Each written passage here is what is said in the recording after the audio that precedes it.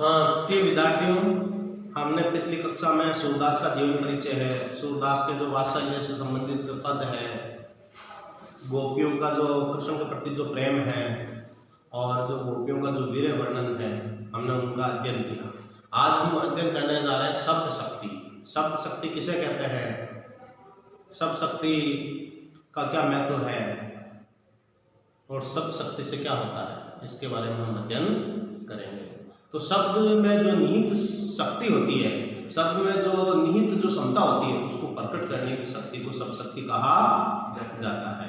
शब्द में जो छुपा हुआ अर्थ है, इसको प्रकट करने की जो शक्ति होती है, उसे शब्द शक्ति कहा जाता है। अगर शब्द के प्रकार माने तो शब्द के 3 प्रकार होते हैं, वाचक, लक्षक और व्यंजक। वाचक वो जो वाच्यार्थ को प्रकट करें, अर्थात वे शब्द जो वाच्यार्थ को प्रकट करें या मुख्य अर्थ को प्रकट करें, उसे वाचक शब्द कहा जाता है। अब आता लक्षक, अर्थात वे शब्द जो लक्ष्यार्थ को प्रकट करें, अर्थात किसी को लक्ष्य मानकर उसका अर्थ प्रकट करें, उसको लक्ष्यार्थ कहा जाता है।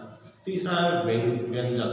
व्यंजक वे शब्द जो व्यंग्यार्थ को प्रकट करें, अर्थात हम कोई बात कहते हैं और उसका कोई एक अलग ही अर्थ होता है व्यंग्य के माध्यम से, तो उसको व्यंग्यार्थक शब्द शक्ति कहा जाता है। शब्द और शक्ति, शक्ति का जो शाब्दिक अर्थ होता है, वह शब्दों में निहित अर्थ को प्रकट करने की जो क्षमता होती है, उसे शब्द शक्ति कहा जाता है। शब्द शक्ति की परिभाषा, वह अर्थ व्यापार जिससे शब्द में छिपे अर्थ का बोध होता है, उसे शब्द शक्ति कहा जाता है। जो शब्द में जो अर्थ छिपा हुआ होता है, उसका बोध कराते हैं, उसको प्रकट करने की जो क्षमता होती है, उसी को क्या कहा जाता है, शब्द शक्ति। शब्द शक्ति मुख्य 3 प्रकार की होती है। कितने प्रकार की होती है? 3 प्रकार की। पहला है अभिधा। कौन सी शब्द शक्ति है? अभिधा। दूसरी है लक्षण। कौन सी शब्द शक्ति है? और तीसरी है व्यंजना। ये 3 शब्द शक्तियां होती है मुख्य रूप से। अब जिसमें मुख्य अर्थ, जिसको मुख्यार्थ कहते हैं, और इसमें लक्षण को मानकर, है ना, तो इसको लक्ष्यार्थ कहा जाता है। लक्षण को मानकर इसका अर्थ प्रकट किया जाता है, तो इसको कहते हैं लक्ष्यार्थ। और तीसरा होता है व्यंजना के आधार पर, विभिन्न व्यंजना के आधार पर कोई अन्य अर्थ लिया जाता है। इन दोनों से एक भिन्न अर्थ होता है, उससे कहते हैं व्यंजना, है ना, व्यंग्यार्थ।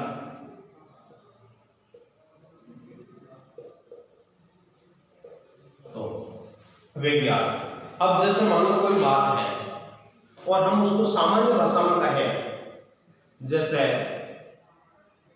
तालाब में कमल खिल गया या सरोवर में कमल खिल गया, यहाँ कोई घुमा फिराने की बात है नहीं। कोई तालाब में कमल खिल गया एक सामान्य बात है ना।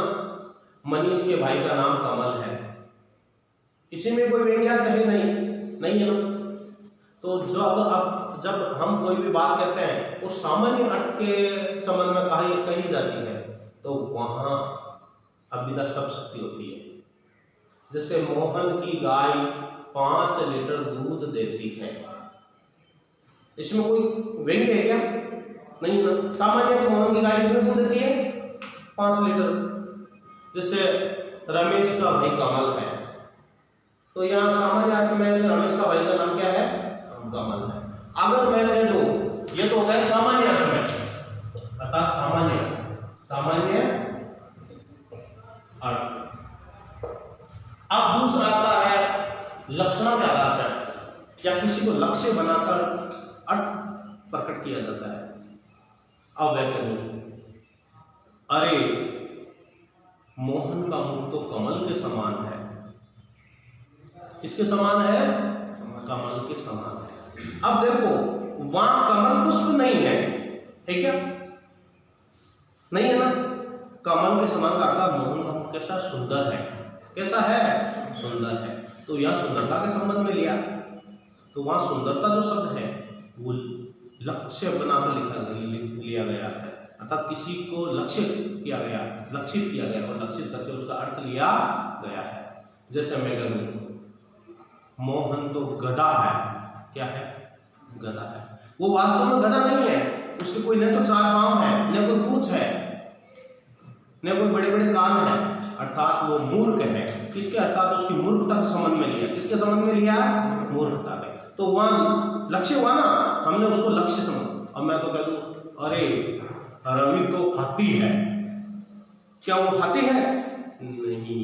अर्थात भारी भरकम उसका शरीर है। जैसे मान लो कोई भारी भरकम शरीर वाला व्यक्ति हो, मोटा तगड़ा, तो हम उसको हाथी की संज्ञा दे सकते हैं, उपमा दे सकते हैं। तो वो हाथी है नहीं, पर हम हाथी उसको व्यंजन कर देते हैं, हाथी का उसको आवरण चढ़ा देते हैं। अर्थात उसके हाथी जैसी चाल है, हाथी जैसा शरीर है भारी भरकम, तो हम उसको हाथी की उपाधि या संज्ञा दे सकते हैं। तो वह व्यंजना शब्द शक्ति होगी। कौन सी होगी?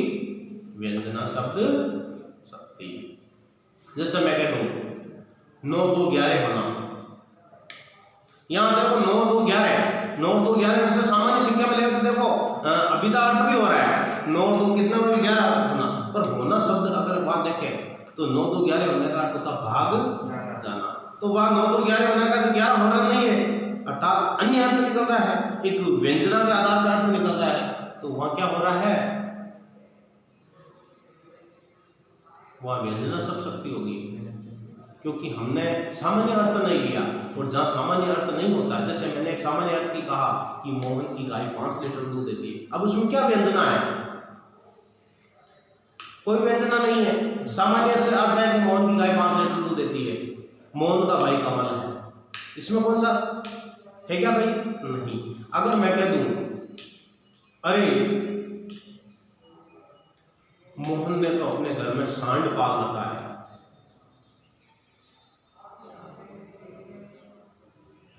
है ना, तो यहां सांड का अर्थ वो केवल अपन वो नहीं ले सकते जो बेल होता है। सांड का अर्थ था बदमाश, है ना, तो वहां अपने घर में बदमाश पाल रखे हैं। क्या पाल रखे हैं? गुंडे। क्या पाल रखे हैं? बदमाश, गुंडे बदमाश पाल रखे हैं। तो इसी अर्थ में हम उसको ले सकते हैं। एक होती है, फिर आती है व्यंजना शब्द शक्ति। कौन सी आती है? व्यंजना। अभिधा पढ़ ली, लक्षणा पढ़ ली, अब व्यंजना। तो हम व्यंजना के बारे में अगर देखें तो व्यंजना शब्द शक्ति किसे कहते हैं? मोहन अपने पिताजी से कहता है पिताजी संध्या हो गई है, पिताजी संध्या हो गई। एक देखो सामान्य अर्थ अभिधा में डालते हैं तो संध्या हो गई यानी शाम का समय हो गया, और एक अगर हम व्यंजना में है तो एक अलग ही अर्थ होता है। संध्या होने का अर्थ होता है मोहन कह रहा पिताजी संध्या हो गई है, आपको पूजा करनी है, आपको घर चलना है, आपको दूध निकालना है। तो हम संध्या शब्द का अनेक अर्थ ले सकते हैं, ले सकते हैं ना। जैसे आप कहते हैं अरे 7 बज गई, क्या बज गई? 7। तो मजदूर कहेंगे छुट्टी का टाइम हो गया, महिला कहेगी घर पे जाने का, मजदूर वगैरह जो होते हैं घर, महिला कहीं सोचेगी खाना बनाने का समय हो गया, बच्चे सोचेंगे स्कूल का टाइम हो गया, जो भी है ना। तो इस प्रकार विभिन्न अर्थ लेते हैं। तो हम ये कह सकते हैं कि 3 पॉइंट है, यहां से व्यक्ति शुरू होता है, यहां तक जाता है, उसको कोई रुकावट नहीं आती है, बाधा रहित पहुंच जाता है ना, अर्थात उसके विचारों में कोई बाधा, उसके अर्थ में कोई बाधा उत्पन्न नहीं होती। बाधा रहित मार्ग। अब देखो यहां से यहां तक गया और उसको कोई बाधा नहीं है। मैंने कहा मोहन की गाय 5 लीटर दूध देती है, कोई बाधा आई? दूसरे में अरे मोहन तो गधा है, क्या है? गधा है। देखो यहां अपने आप अलग हो गए। अब यहां सोचेगा, यहां तो आ गए व्यक्ति, अरे मोहन तो गधा है, वो सोच रहा है ये मोहन गधा कैसे हो सकता है? क्या मोहन गधा है? उसके 4 पांव है, पूंछ है, लात मारता है, गधा कैसे हो सकता है? फिर वो दिमाग का उपयोग करेगा, बुद्धि का उपयोग करेगा, सोचना पड़ जाएगा, सोचना प्रारंभ कर देगा कि गधा कैसे हो सकता है? भाई मोहन गधा कैसे हो सकता है? यहां तो बात नहीं तो मोहन की गाय 5 लीटर दूध देती है, कोई समस्या नहीं है, सीधा साफ निकल रहा है। तो आप सोचोगे क्या? तो पूछा मोहन की गाय 5 लीटर दूध देती है, मोहन का भाई कमल है, अब मैं कह दूं मोहन का पुत्र तो गधा है। अब आप सोचो कि मोहन ने क्या गधे को जन्म दिया क्या? मोहन के क्या गधा हुआ है क्या? नहीं। तो आप सोचोगे ना, ये सोचने के लिए मजबूर हो जाओगे कि अरे मोहन का पुत्र तो गधा है। अब आप सोचोगे मोहन का पुत्र गधा कैसे हो सकता है? क्या मोहन का पुत्र जो हुआ, मोहन का जो बेटा वो गधा है वास्तव में? तो फिर आप यहां आते ही सोचना प्रारंभ करोगे कि वो गधा किस कारण है? क्योंकि वो मूर्ख है। मोहन का पुत्र कैसा है? मूर्ख है, नासमझ है। तो इसीलिए आप उसी अर्थ में उसके संबंध में अर्थ दिया है। आया समझ लो? अब तीसरा आता है, तीसरा पॉइंट वहां से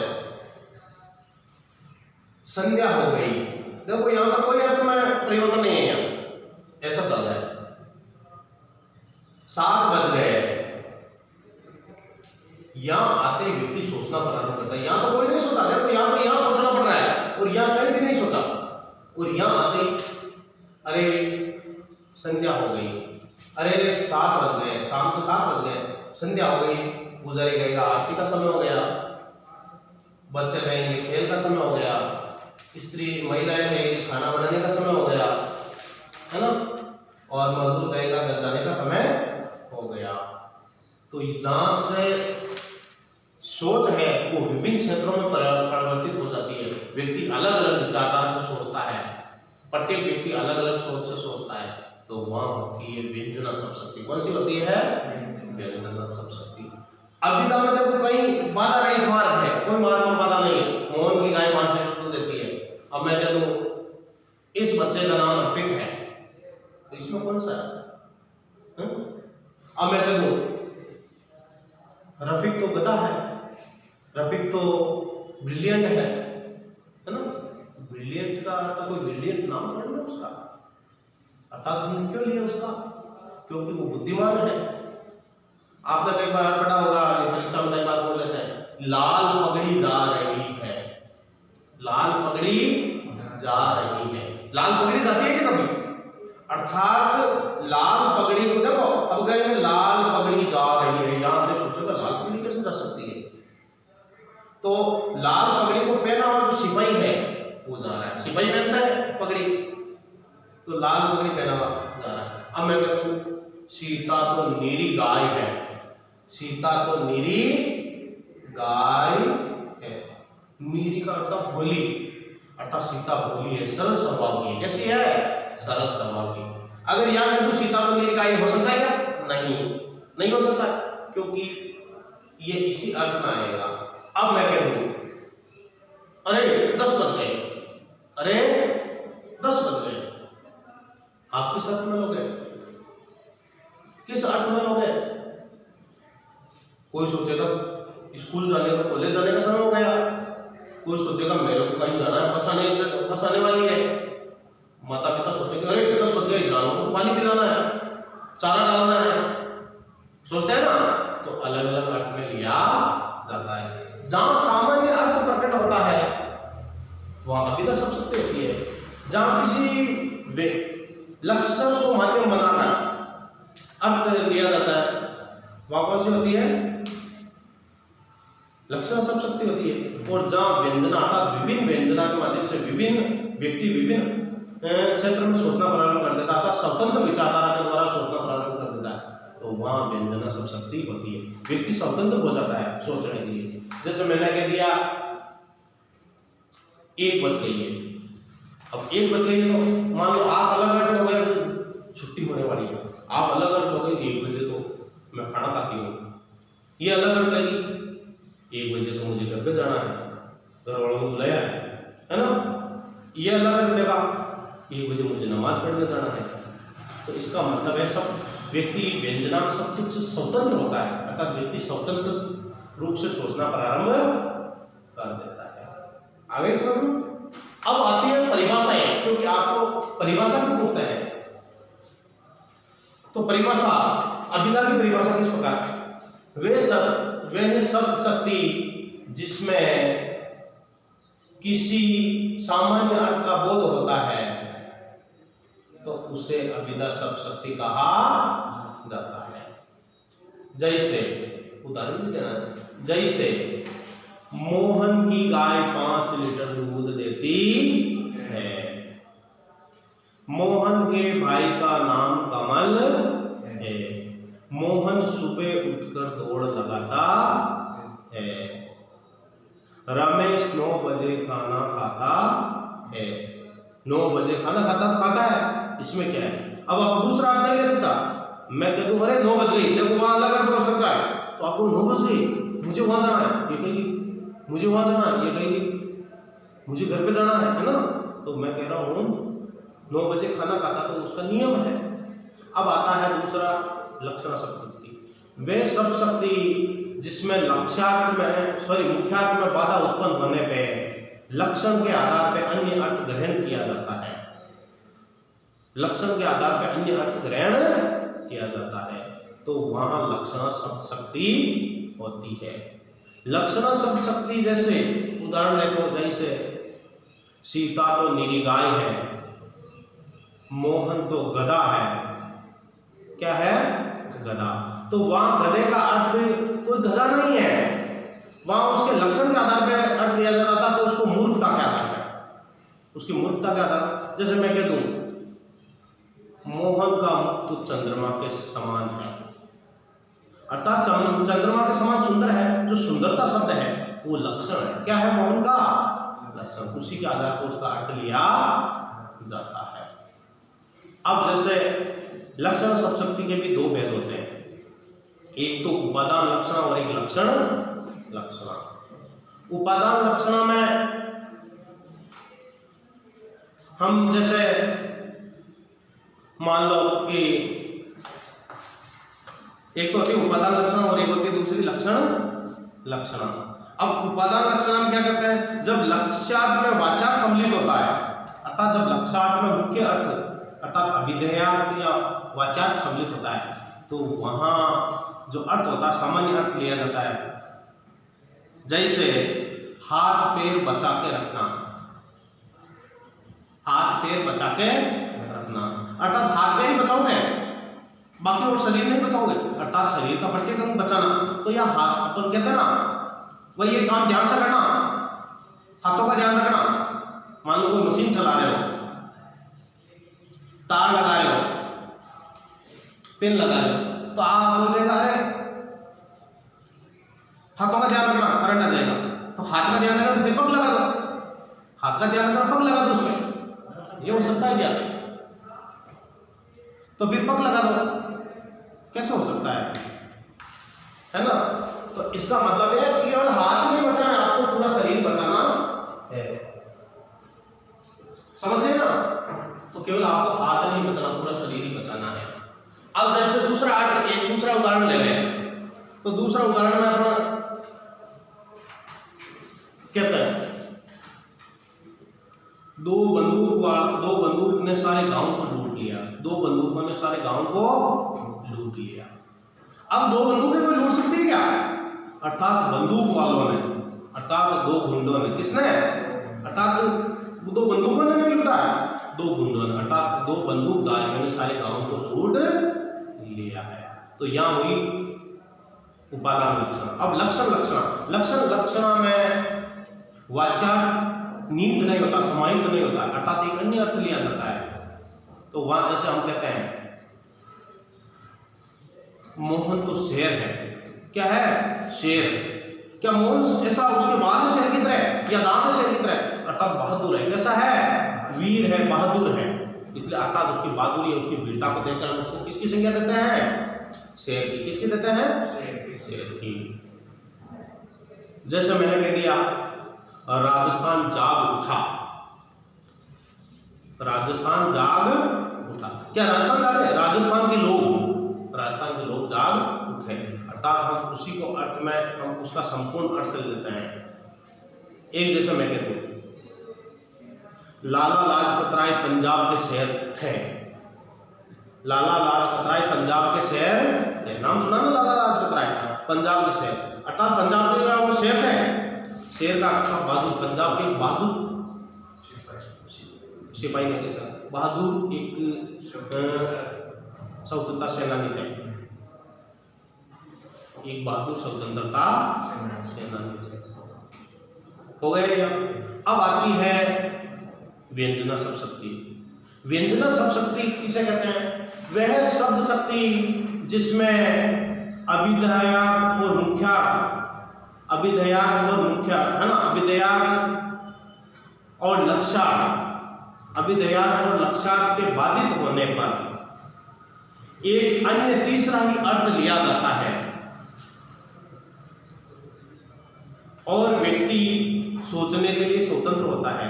एक अन्य अर्थ लिया जाता है, व्यक्ति सोचने के लिए स्वतंत्र होता है, तो वहां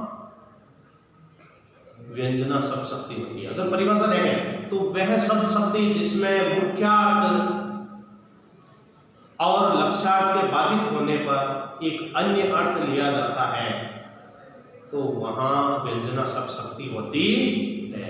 जैसे अरे 7 बज गई है, तो महिलाएं लेगी संध्या का समय हो गया, खाना बनाना है। पुरुष लेगा आरती का समय हो गया, बच्चे सोच रहे खेल का समय हो गया। कोई मान लो कहीं जाने वाला राहगीर है, वो सोच रहा है कि बस आने वाली है, बस का समय हो गया।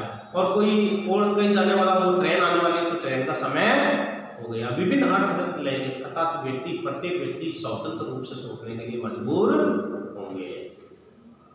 अब मैंने कह दिया देखो पहले कि मोहन तो गधा है, अब आप सभी एक ही सोचोगे, विभिन्न आप शब्दों में सोचोगे। आप कहोगे गधा कैसे हो सकता है, फिर कहोगे मूर्ख है। क्या है? मूर्ख है। अब वहां देखो, इसमें हमने कहा कि 7 बज गई, तो वहां कोई गधा भी नहीं ले रहा, कोई कुछ भी नहीं ले रहा, वो सब अपने अपने हिसाब से कि मुझे तो वहां जाना 7 बजे, मुझे तो वहां जाना, मुझे तो वहां जाना, या मुझे वो करना है, मुझे वो खाना है, उससे ये लाना है। ये अलग अलग अर्थ में लिया जाता है।